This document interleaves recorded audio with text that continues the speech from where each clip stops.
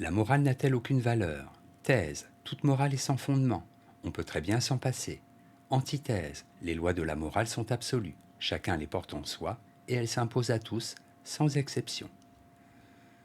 Thèse, les normes de la morale sont illusoires. En effet, les principes de la morale sont étrangers à la nature. L'homme ne doit voir en eux que des préjugés destinés à le brimer et à affaiblir son instinct de vie. Premier argument, le bien et le mal sont des fictions. Pour Spinoza, il n'y a pas d'autre substance que Dieu. Dieu est le tout et se confond avec la nature. Or, il n'y a dans la nature ni bien ni mal. Les tempêtes, les épidémies, les guerres sont déterminées à se produire par une égale nécessité. La réalité est donc parfaite, en ce sens qu'il n'existe rien en dehors de la nature à quoi l'on pourrait comparer ce qui est pour le louer ou le condamner. Deuxième argument, la morale est contraire à la nature. Pour l'utopiste Charles Fourier, toute morale prône la répression des passions. Fais ce qui te déplaît, ne fais pas ce qui te plaît. Voilà au fond à quoi se réduisent tous les commandements de la morale. Mais humilier les passions revient à humilier la nature qui les a mises en nous. Pourquoi Dieu aurait-il fait de l'homme une créature passionnée, si la passion n'était pas au plus haut point bienfaisante? Troisième argument, toute morale est symptôme. En procédant à la généalogie de la morale judéo-chrétienne, Nietzsche découvre que c'est un instinct de vie faible, malade et déclinant qui est à l'origine de la suprématie des valeurs ascétiques, valeurs du renoncement et de la privation, prônées en Europe depuis l'Antiquité. Il n'y a donc pas de valeur morale absolue. Chaque peuple appelle bien ce qui s'accorde avec son état de santé. En bref, l'amoralisme nie l'existence d'un point de vue supérieur à partir duquel on pourrait évaluer la morale des actions humaines. Antithèse, la morale oblige tous les hommes. Les règles morales reposent sur le sentiment, sur la raison ou sur la nécessité de garantir l'ordre social. Elles s'imposent universellement à tous les hommes.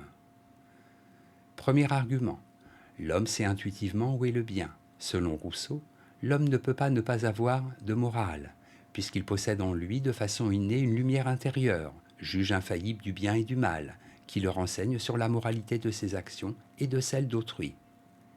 Cette lumière divine, que chacun peut interroger à tout moment, est proprement ce qu'on appelle la conscience morale. Deuxième argument, la loi morale est un fait de raison. Si l'on admet avec Kant que la raison contient un fondement pratique, alors il existe des lois morales comme il existe des lois de la nature. Ces lois, valables pour la volonté de tout être raisonnable, commandent sous forme d'un impératif catégorique qui est entièrement déterminé par la raison.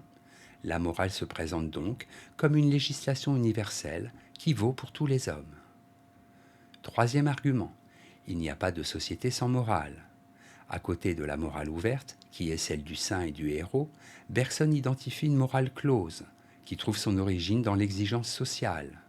Par un système rigoureux de prescriptions et d'interdits, la morale close se borne à dresser les comportements en vue de l'adaptation du sujet à la vie sociale.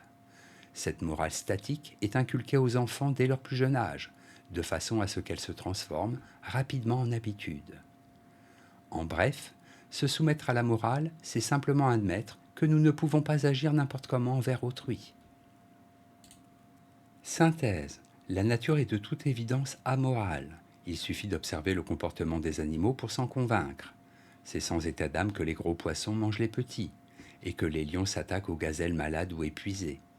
Mais au nom de quoi devrions-nous prendre la nature pour modèle? L'homme est un être doué de raison. Or, la morale ne parle ni le langage des instincts, ni celui des sentiments. Elle commande par la voie de la raison. C'est d'abord les lois mêmes de la raison qui condamnent le meurtre comme un crime. Tout homme peut en effet comprendre qu'une société qui ferait du meurtre le bien suprême courrait immanquablement à sa perte.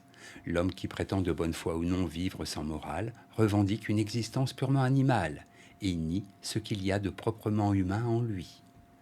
Note et commentaire. Amoralisme, doctrine qui ignore les principes de la morale et rejette toute distinction entre bien et mal. Impératif catégorique. Chez Kant, commandement de la raison pratique, qui ordonne sans condition. Pour savoir si une action quelconque est conforme à la morale, il faut se demander, en vertu de l'impératif catégorique, si la maxime de cette action peut être érigée sans contradiction en loi universelle, valable pour tous les hommes. Charles Fourier, économiste et philosophe français, 1772-1837. Il préconise la constitution de phalanstères, groupements humains fondés sur une totale communauté de vie. Citation. Ce principe de la moralité est reconnu par la raison comme une loi de tous les êtres raisonnables, en tant qu'ils sont capables d'agir d'après des principes. Emmanuel Kant, Critique de la raison pratique.